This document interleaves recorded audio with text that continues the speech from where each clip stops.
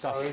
But it's Order of the Nation. really like chocolate toast. And then the Fire Nation attack. But that was I can't believe they did that. Oh my God, shut the hell up. Please. Okay. This panel is hello, firstly. Hello. For those of you guys who I don't greet in the mornings, mostly because when I wake up I just tend to autopilot. I'm probably still on autopilot. But yes. Good morning, good afternoon, good evening. And good night. And good night. We're done. Let's go. Yeah, basically Short, sweet to the point. Yeah. Obviously, our guest of honor, Bravura, you've seen him around, you've probably spoken to him, he's probably spoken to you, he's probably stuck a microphone in your face and said, answer my questions, many. Yeah. And then you went, I have no idea. That actually happens a lot. Actually, not the police. It's not going to be evidence. Yeah, well, it probably is. But the thing is that obviously Bravura is our guest of honor. He came down from Germany. Switzerland. Switzerland. Switzer, Germany. Good to Germany. Switzer, Germany. Somewhere in Europe, who cares, are all the same. It's all one country, right? Germany is worse. Spanish, Swedish, whatever, all the same. Switzerland, you never got taken over by anybody. That's a good thing. But I think it's mostly because of the mountains. Yeah. And to say to everything no. Yeah, no. Rio, no. To the World Masterships, no. We're out. However, all of your money, yes. Yeah. All the money. All the money. Any case, Switzerland. I don't know why I keep saying Germany. Because he speaks German. Because you speak German, I guess. So we come from a land where the language is practically named after the country itself, Afrikaans, and or South Zulu. Africa. I'd imagine that KwaZulu-Natal, for instance. So a large amount of the names of the countries, the language actually comes from there. Which is probably one of the reasons why I always make that mistake. Will make that mistake, always. What's then with Austria to also talk German there? Yeah, it's unfortunate that I'm probably going to call Austrians Germans. Never say the term Austria, like me. I can't, what? No worries. Fascist Linda. Can't be a fascist. But yes, so we do welcome him. And again, the thing is that it's a great honor to have you here as our first guest of honor. For starters, the very idea that you decided to buy a plane ticket to come meet people that you didn't know Halfway around the world, literally. halfway around the world to ensure that you might not necessarily get raped by any of them. That might have happened, we're not necessarily sure. There is still one night left. What are you insinuating? I'm not insinuating anything, I'm saying it straight out. Okay. Any case, so Bravura would like to speak a little bit about the Furry.fm radio station, why he created it, and what exactly it was that sort of inspired him and things like that. And obviously, we've partnered up, myself and Scratch, to work with them on the Furry.fm site. We're very, very happy that that happened. It was an amazing, I think, collaborative issue. It's definitely a collaborative issue. And at this point, thanks to Doge, he made it things happen. He connected us together. Never say don't do anything for you. Cry me a table, Linda. Okay. Here we are. Yes. I can't believe you've done that. Before you have the floor. Okay, so basically Furry FM was founded in May 2015 and started as a little Skype conversation group with 4 friends.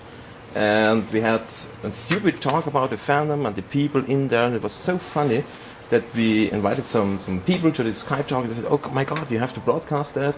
That's so funny and so stupid on the other way. So we decided, yeah, okay, why not? Let's start a little broadcast. And we started up with a little Icecast server, said, okay, next Friday we do the stupid talk. And there were more and more people coming to this talk. And we decided to do more, a little bit with music, other shows, or maybe a little interview. And we looked around in the fandom. There were many podcast stations, but no radio station at all in the German area. There are English radio stations in the US and Australia or somewhere else, but not in the EU for the German speakers. So we have looked around how much a license would cost for a radio in Switzerland, and it was actually it's really cheap. You pay 120 francs in total for the license, and you can start broadcasting whatever you want. And that's what we did in May. We got the license, and then we put all together the music what we had.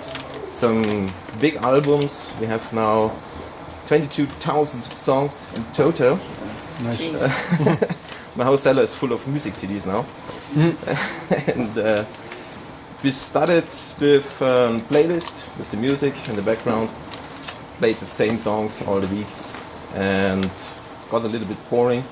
So we got help from the SRF, the Swiss radio, the official Swiss radio. They came to us and helped us with the server and the music program. And now we are doing interviews, game shows, live shows, as you can see here on the Furaffinity. We have an own broadcasting set which we use for live events. Here you see the Redaktionsteam. Oh, your No, we have the team is actually 6 people. We have 2 on the what's the word? Let me show you that. Reduxis. Editorial stuff. Yeah, editorial stuff. So they do the editorial, the management, and the music, and adjusting the volume. You see in the background 2 microphones for them, and we have another 4 on the left side where we do the interviews with the guests, and we do that every year at the Eurofurence. We are the big EF radio, and we also go to fur dances or to conventions like this. We also wanted to start at the international part of Furry FM, and that's where Doge came in. He came to me at a live stream of Electricat. I did a little music broadcast with her, and he said, hey, we're doing a podcast in South Africa. You should talk to Ivic and Scratch. And that's where we meet up. And the Ivic and Scratch are doing the complete international part now from Furry FM. They do all the English stuff, and that's very good. And they started with a listener amount of, let's say, 30 to 40 people. And now they are at 400 to 500. Actually, they did a record with Uncle Kage. There were over 800 listeners at this podcast. That was a fun podcast, though. That was fun. It was terrifyingly drunk near the end. It's Kage. Yeah, isn't that how it always goes with him? I'm drinking right now. We still need to send him wine. We still need to send Kyle wine. We still need to send everyone wine. Cheese. You can't just, unfortunately. We can't just send wine. We can send them money to buy wine. No. So, yeah. Yes. In total, we have in a month about 8 to 10,000 listeners in 1 month. That's good. Yeah. Is that different listeners, or is that every show tallied No, that's together? the amount in total Okay. what have listened to the station in the month. So it's basically hits. Yeah. It's Over your 10,000 hits. Yeah. So the total unique listeners what we can count. And I mean, that sounds just like a nice round number, but 10,000 people listening to one thing, that's actually really amazing when you've got all this other crap they could be watching, like Netflix and YouTube and stuff. So well And done to Twitch you guys. TV. Yeah, that's really good.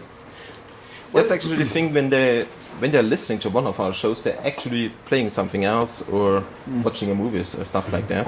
We try to get them into the live chat to interact with them. Okay, do you have any questions? Do you want to say something to us? Do you have any music requests? And that's actually getting really hard. Yeah. You know what I'm talking about? Yep. Yep. Because they say, yeah, no, I'm not on the homepage and not only listening to the station. I'm doing mostly playing a game or something like that. Makes it a bit difficult. I would say let's say from a regular show they're listening 300 people, and from the 300 people are maybe 40 in the chat. 14, yeah. And all of them are quiet. Every single one of them, it's like, hey guys, so I have, I'm doing music requests or something like that, and you're just like, Afterwards they complain, the music was bad. Then ask us to change it. That's what we're doing. yeah. Question. I know you do play some South African music now and then as well. Do the international people comment on that? Do they say it sounds strange, or do they like it? Mostly because we focus on rock rather than we do anything that is traditional Afrikaans, Sokkie Langarm. Yeah, Boereorkest, that kind of stuff, Anchika Ancha, that stuff. My dad hates that music to begin with. I hate that music. I don't necessarily want to know that Yanni and Sonny had another chocolate to eat between themselves. But you chocolate. Baby chocolates. Baby chocolate. Please no. Apparently, who did that song? That Tutu op my waterscooter or some shit like that. Apparently that song is apparently big in Belgium for some reason. Why? I was in a World of Warcraft guild with some Belgians and they like sang that over the mic to me and I'm like, why? Why do you people listen to this? We don't even listen to this. The Antwoord obviously also became big in America. I've never played the Antwoord at all. If anybody requests that, Eminem. No, not banned. This is. I'm sorry, it doesn't gel well with this. Things like maybe battery 9. Bless you. Je was fantastisch. Jy was fantasties. Yeah. That's what I do. Scroll. Fucking tasties, fuck off Belisika. We play those kinds of. And do the overseas people The respond to that? Sometimes. A lot of the time, they. I know that Bravura's heard some of our Afrikaans music. Don't understand it, but they are really great. Yeah. Like them. So, I mean, musically, we tend to try to cover as many bases as we can. We try to avoid as many other bases as we want to. I've at one point, I think I went as far as to play. What was it? Oh, right. Doge once sent me a file called Private Eye. And I was like, what is this? And without knowing what I was actually playing, I was playing a comedy show from 5FM. Private Eye van der Merwe. Private Eye van der Merwe, yeah. Oh, that was awesome though. She gave me a burning kiss. And then I took the cigarette out of my mouth. Yeah, that And thing. then I kissed her again. Yeah? Sorry, just tell me to shut up and ask you too many questions. Isn't that good? But do you find that people tune into certain programs, or do you find that people switch on the radio in the morning and they let it run through the day? There are some people who do that, just listening to the music all day, but maybe, let's say, 5%. Most of the people tune in when there's a special show with a special music or an interview, and they say, okay, that's interesting, I will tune in there. So that's the most common. Directed to you, Bravura, having it grown as much as it is now to 10,000 unique hits a month, where do you want Furry FM to go from here? What are your plans to... What do you want to branch out into? What do you want to incorporate into this whole banner? Actually, I want to build up a network. It should be the Furry FM network, where people can go into it, bring their stuff into, to show themselves to the crowd, to say, hi, I'm XY, I'm doing this and this, can I show you that? And we want to bring that people to the public audience. Maybe something. That's specifically within the radio field, or is that with a different medias coming into it as well?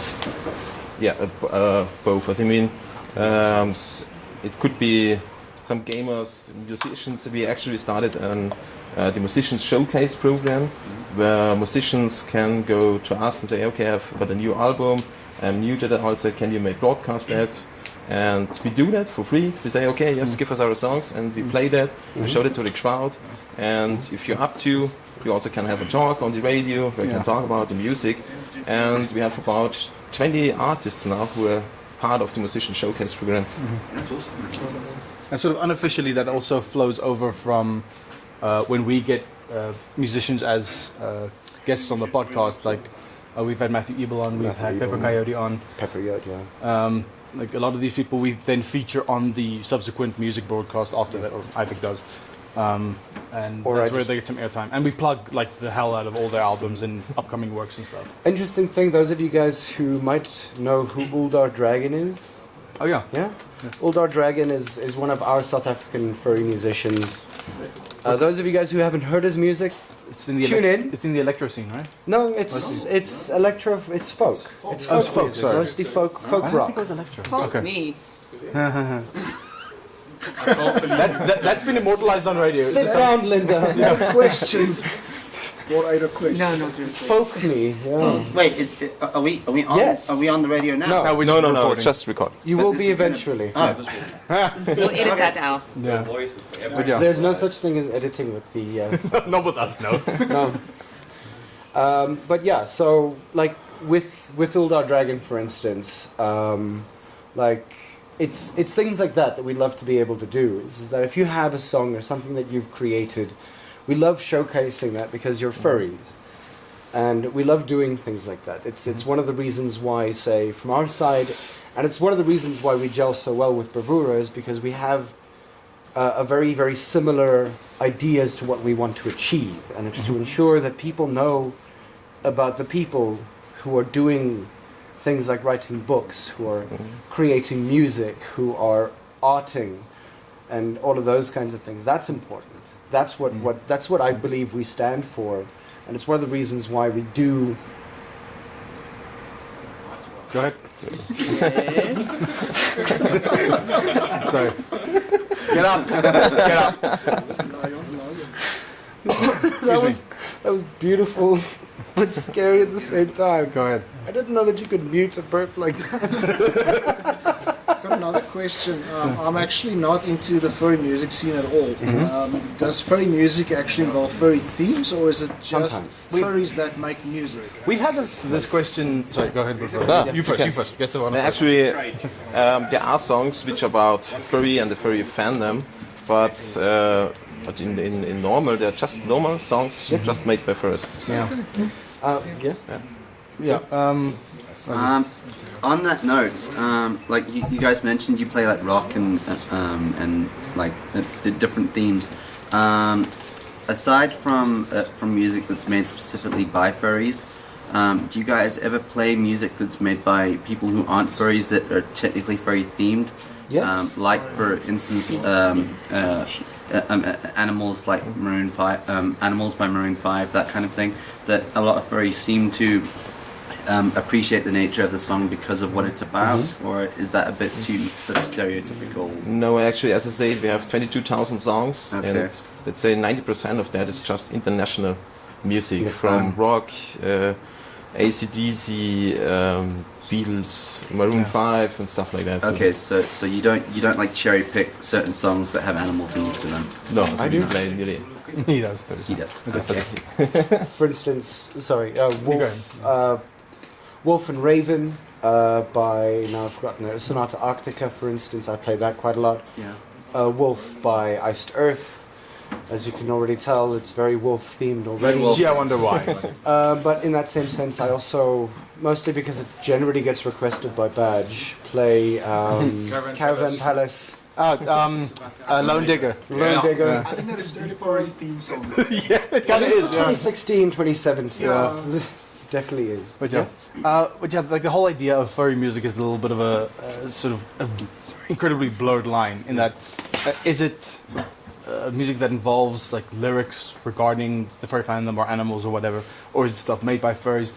I think with most of the stuff that we broadcast on the After podcast show, you sort of try to straddle that line between like a little bit of this, a little bit of that, A little bit of everything. essentially. So yeah. I mean, for instance, Matthew Ebel, he's a furry and a musician. He has some furry themed songs like Into the Muck. Yes, which was actually written in 2001. I actually use that as my introduction song every single Sunday. It's been Matthew Ebel's Into the Muck. When he came onto the podcast, I finally asked him, like, is it okay that I play this song? Yeah, like a year, like, Because like copyright. 16 years down the line. 16. Yeah. So a question for you, Ivic. Apart from Fred Patton and Uncle Kage, what was the most interesting podcast you've ever done? You can ask it to him, as well. He's part of Whoever? aside from Fred Patton and Uncle Kage. Uncle Kage. That's a very tough question, particularly because, I mean, I've had, for instance, Tempo has been on various amounts of times, and he's always fun to have on because he always has a story. He's always busy with something. Yeah. There was the very first show that we had with him was absolutely amazing because he was busy remaking a video game that was just randomly out there about Video game? dinosaurs. Theory- Yeah, no, it was a video game. Okay.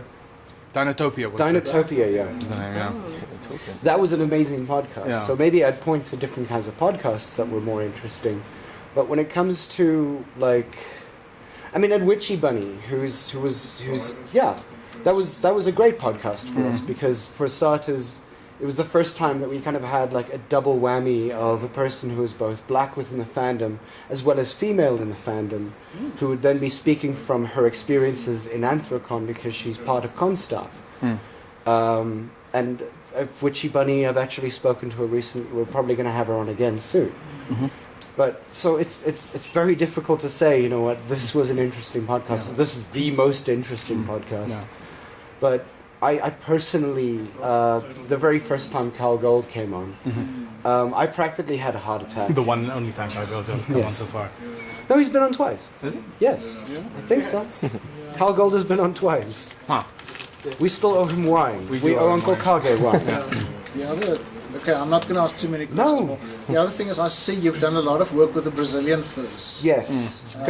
Is that kind of our international outreach program, or are they? I wouldn't so much call it outreach in that, like, they are on par with sort of the size and the kind of struggles that we have in the same community. Like, it's a country that has its own, like, political and social culture to deal with, but the furries are trying to find their own niche within the country itself, and they're about roughly the same size, and they're also trying to organize their own conventions and stuff. And they like have that. their own people who are naysayers against them the entire time. The amount of times that we've actually spoken to them and said, like, you know, what are your issues here?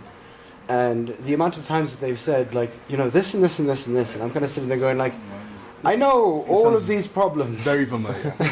Yeah. So it's not so much an outreach, it's more along the lines of they're so similar with both their political standings And scope. and scope of the growing amount of furries, and that for us I think is terrifyingly important. Weirdly enough, when it comes to they listen to us quite often. I think there was a point that the Brazilian furs were number 3 or 4th most listened country to just South Afrifur as the podcast. Yeah. Do you Any know questions how? for Bravura? Do you know how many people are working behind the network? No. Yes. 34. No. 34. Somewhere between 2 and 30. 16. At the moment, 20 people are behind the network, Oh. including DJs, moderators, music engineers, technicians, and of course your team. Bravura, how is Furry FM funded? Mostly by myself and of some donations, but the donations are not so high. I mean, the monthly up costs are in rands, 4,000 rands per month for the normal upkeep.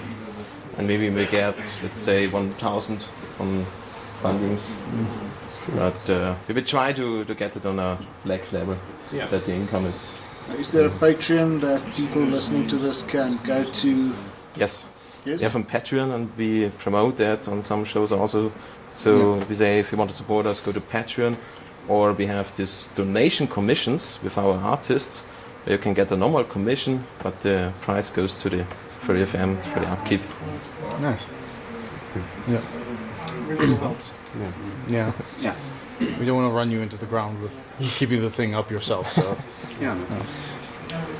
Remind me about your Patreon more often. no, we definitely need to plug that more often. Any other questions you guys would like to ask us about? Yes? Someone said something that sounded similar to the F word earlier. Just got me wondering, on the show, is it pretty much like G-rated, or like do you guys have certain hours that you talk about certain things?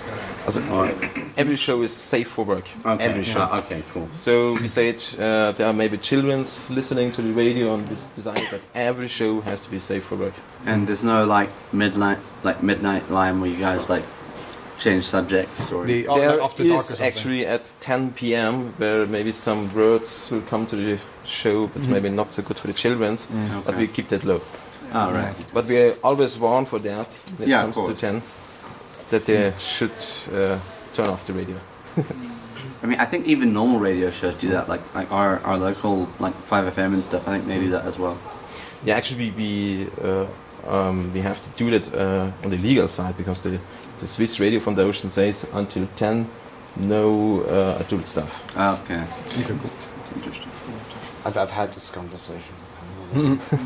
I think I'm allowed to say certain things, I'm just not allowed to go into explicit detail.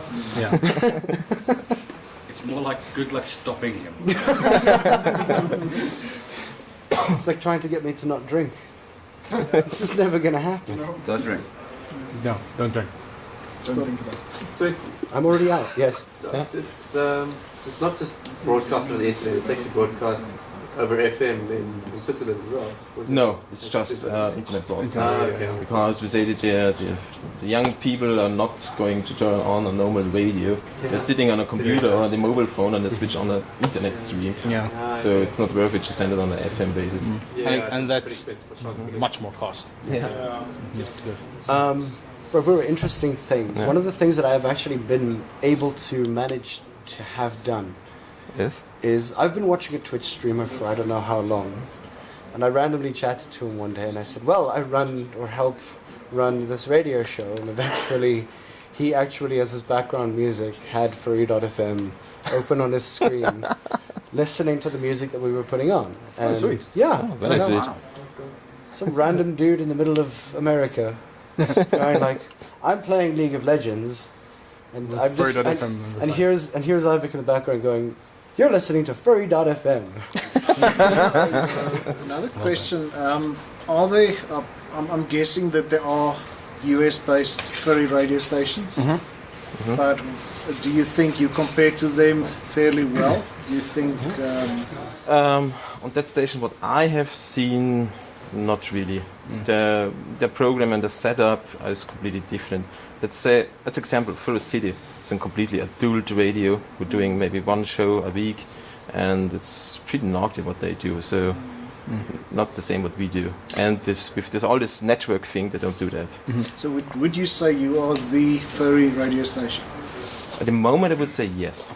The only station who broadcasts 24/7 with various programs, with the whole network thing behind it. So I would say yes. Also, you're also focusing to a large degree still on the German audience, the German language audience. Yeah. So that does, I wouldn't say like cut into the profits, but it does limit the listener base. So maybe not in raw numbers, but there's a lot more content going on the Furry.fm network at least. Yeah. Another question which is related is what is the German furry culture like? Is it comparable to the English-speaking furry culture, or is it more? I would pretty say yes. Yeah. Okay. Nothing like far out of the ordinary. It's the same as. So if a German fur goes to Anthrocon, he wouldn't be shocked at the stuff that's going on there. No. I mean, the fur craze is everywhere. Doesn't depend where they come from. It's like a virus. Don't we know about there's like a fur somewhere in Malawi or some ridiculous African country up north? No, there's I think there's a person somewhere in Africa. Zimbabwe perhaps? I know. But I'm not sure if it's either Uganda or I think Saudi Arabians listen to us. We've got about 5 to 7 Saudi Arabian listeners. There's a guy in Madagascar. I've tried to convince him to come to the local con, but Madagascar's a poor country and he just couldn't afford it. Ventic listens to us quite a bit. Oh yeah. I mean they know the German, right? Yeah. Fair point, actually. I thought about it like that. Weirdly enough, and that's probably not necessarily one of my bugbears, but it could be a bugbear in essence. I would love to have more South Africans listening to the South Afrifur podcast. It's been an issue that I've always had for about since we started. Since we started, yes. Our international audience has always been far larger than our local one. Kind of to be expected, but still. Hey? Just like the Antwerp. Yeah, just like the Antwerp. Just like the Antwerps. But the thing is that at least we give better content. Oh, snap! Fire. Chappie was a disgrace. Take that, ninja. But yeah. So hands up whoever has listened to Furry FM or to the South Afrifur podcast. I'm kind of contractually obligated. Now, As am I. I don't listen to my own podcast. You like go on there and mumble randomly, not knowing what the hell is going on. Honestly, I love it. Always chaos, guys. It wouldn't be the first time. But. Any other questions? Yes? In terms of like legal aspects and stuff, do you have to conform to like the Swiss law in regards to your Yes, station and everything? we have bought the license for the radio broadcast and for the royalty fees, as we are now an official Swiss radio station who can broadcast internationally, and we pay monthly this fee, which includes the license itself and the royalties fees for all the songs. Like if we play song from Adele, we have to pay for that. Yes, I'm not sure if you can elaborate on it, but I've heard in Germany they've changed the broadcasting law to also include like Twitch streaming and YouTube streaming. So if you use those facilities as well. Yeah, but it doesn't affect us. Doesn't affect us? No, we can broadcast on Twitch with a video stream with our music behind, because we're already paying for that. So it's fine for us. Switzerland is a little bit different than You Germany. still need a license to broadcast on Twitch though? Not a special license. It's enough that we have the radio license. Oh, okay. At least as long as you're paying for the content once at some point, and having the radio license checks that box, I suppose. Yes. Yeah. So that actually just got me thinking. When you listen to like a radio station in a car or something, you'll often hear sort of a clip that's played that says, you know, like XYZ FM has signed a code of conduct that says we're not allowed to talk about this and this. We're not allowed to discuss this. Do you guys do that as well? Do you like constantly everything playing every few hours that says, you know, Furry FM has signed a code of conduct. In this code of conduct, we are not allowed to. Blah, blah, blah, blah. Yeah. No, actually, there's no sweeper or jingle at the normal music program. If we moderate a show, then yes. But overall, no. It's just music, pure music without any advertising in it. Okay, that's cool. We don't ascribe to the BCCSA. Well, that's it's also nice because like then you don't have that just reminded me, you don't have stupid commercials. It's like buy the new blah blah blah blah blah blah blah. No one has to fund this, so I mean, it fits your fursuit. No one has to, but we'd like you to. So you would be open to airing adverts if somebody came to you and said, we'll pay you for adverts? It depends on the advert. If we say, okay, if it's a furry ad where you want to advertise on convention or something like that, then yes, but not a normal advert. We want to keep that ad-free. One of the things that we as South Afrifur do is, and I mean you've been part of this, where we generally have a little soundbite after the interview, and we say, you know, just state your name, what you do, where you're from, and you're listening to Furry.fm. That's cool. So in essence, it's not necessarily an advert for us, and nobody pays for anything. It's just that it's there, and we have the soundbite. Yeah. That. It's essentially, I'm Commander Shepard, and this is my favorite store on the Citadel for the Furry.fm network. Yeah. Can't believe you've done this. I thought you had an actual question.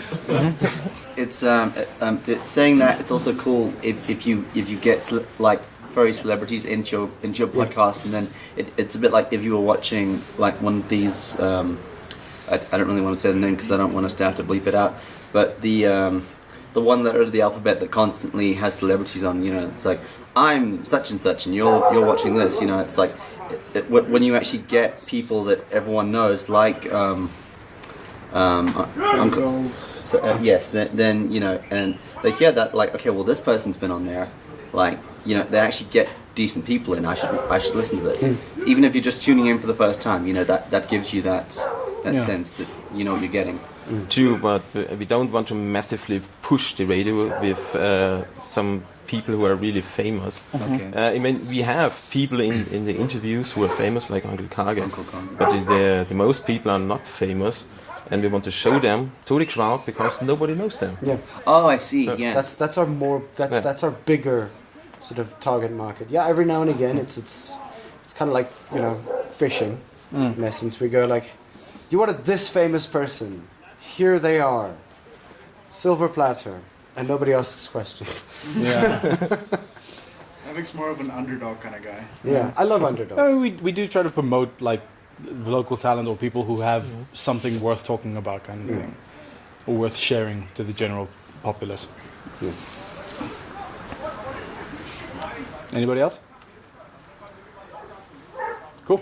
Okay. I believe that's us then. Other plans to make the podcast? I know it's saved to YouTube usually if you want to listen back.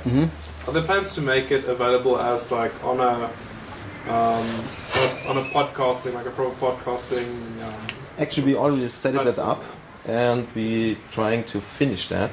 And then you have an own site on Mixcloud and Soundcloud to listen back to all the podcasts. The reason why our podcast goes to YouTube particularly is because we've always had a sort of dual thing where we were doing it over the radio, as well as then having the imagery of, you know, this person is talking, that person is talking. We tended to like first stream. That's where we started initially. Yeah, the thing is that again, it's the underdog story. We thought that first stream would like to have more people on there, and granted, they've not been doing any work on that because a lot of people have kind of fallen away from it. But so we would have a video stream, which would then be easy to place onto YouTube, so that everybody knows who's talking and when. So then you'll see like a little blue line go, "Hi, I use Skype." Essentially. Yeah. Speaking of going on YouTube, is this just an audio recording or is this video as well? This is just audio. There is video back there. Oh, okay. But it's I'm not necessarily. I'm sure that he might put it onto YouTube, or we might consider putting it on there as one of our like special videos, if you allow us. Of course. You pay me the royalty fee, of course. What royalties? YouTube doesn't give you royalties anymore. Cookies in the corner. Yeah, That works for me. you got a T-shirt. But yeah. Anyone else? Cool. Thanks for your time, guys. Is there anything else that you'd like to say? Sorry. No? Okay, carry on, guys. Thank you. Sweet.